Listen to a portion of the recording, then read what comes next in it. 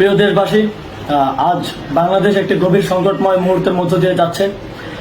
এখন পর্যন্ত আমাদের প্রাপ্ত খবর অনুযায়ী আওয়ামী লীগ, ছাত্রলীগ, যুবলীগের সন্ত্রাসীরা গুলি করে কুপিয়ে প্রায় 30-এর অধিক শিক্ষার ছাত্র জনতাকে হত্যা করেছে এবং দিন শেষ হতে হতে এই সংখ্যাটা কোথায় গিয়ে দাঁড়ায় আমরা জানি না।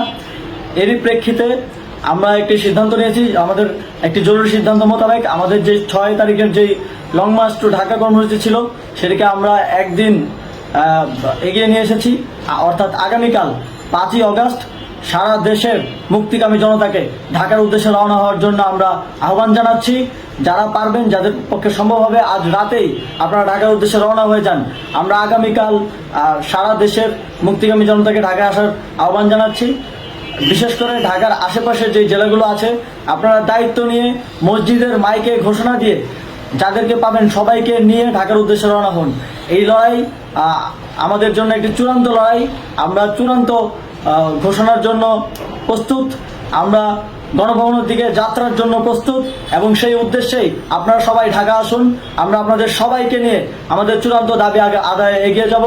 আমি জানি না সমন্বয়করা আজকে রাতে বেঁচে থাকতে পারবে কিনা, কিন্তু আপনাদের উপর আমরা এই দায়িত্ব দিচ্ছি। আপনারা সবাই নিজ দায়িত্বে ঢাকায় আসবেন আগামীকাল এবং পরশু পরিস্থিতি বিবেচনা করে পরশু গণভবনের দিকে 4 দিক থেকে আমরা রওনা হব।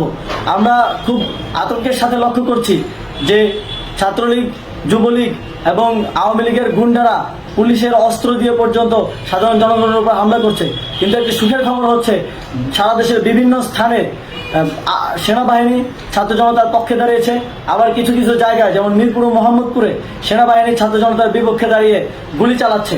আমরা সেনাবাহিনীর প্রতি আহ্বান জানাতে চাই, আপনারা এদেশের নাগরিক এবং আপনারা এদেশের নিরাপত্তার দায়িত্বে আছেন, এদেশের জনগণের যানবাহনের নিরাপত্তার দায়িত্বে আছেন। আপনারা দেশের পক্ষে এবং দেশের জনগণের জন্য কাজ করবেন। কোনো খুনি সরকারের জন্য, কোনো খুনি রাজনৈতিক দলের জন্য কাজ করবেন না। এটি এদেশের জনগণ আপনাদের থেকে প্রত্যাশা করে।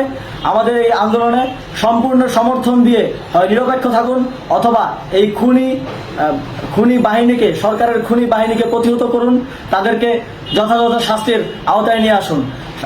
যে কারফিউ সরকারের পক্ষ থেকে ঘোষণা করা হয়েছে, আমরা স্পষ্টভাবে বলতে চাই, সেনাবাহিনী এই ধরনের কোনো কারফিউ বাস্তবায়নের জন্য মাঠে না নামে। যদি মাঠে নামে তাহলে সেনাবাহিনী স্পষ্টভাবে অফিসিয়ালি জনতার বিরুদ্ধে দাঁড়াবে। আমরা চাই না সরকারের এই ষড়যন্ত্রে সেনাবাহিনী পা দিক। সেনাবাহিনীকে জনতার বিরুদ্ধে দাঁড়ানোর যে ষড়যন্ত্র সরকার রচনা করছে সেটিতে সেনাবাহিনী পা দিবে না, এই বিশ্বাস আমরা রাখতে চাই। আওয়ামী লীগ আজ সারা দেশে তাদের খুনি বাহিনীকে নামিয়ে দিয়েও ছাত্র জনতার প্রতিরোধের মুখে টিকতে পারেনি। রাজপথের পরাজিত শক্তি হিসেবে তারা সেনাবাহিনী সহ অন্যান্য বাহিনীকে আমাদের বিরুদ্ধে কাজে লাগানোর চেষ্টা করছে। এই চেষ্টাকে, এই ষড়যন্ত্রকে ব্যর্থ করতে হবে এবং আগামীকাল সারা দেশে মসজিদে মসজিদে ঘোষণা দিয়ে ঢাকার উদ্দেশ্যে আপনারা রওনা হন। প্রত্যেকটি পরিবার থেকে অন্ততপক্ষে একজনকে ঢাকার উদ্দেশ্যে রওনা করে দিন, এই ইতিহাসের সাক্ষী হতে, একটি নতুন বাংলাদেশের অভ্যুদয় ঘটানোর একজন কর্মী হতে। ধন্যবাদ সকলকে।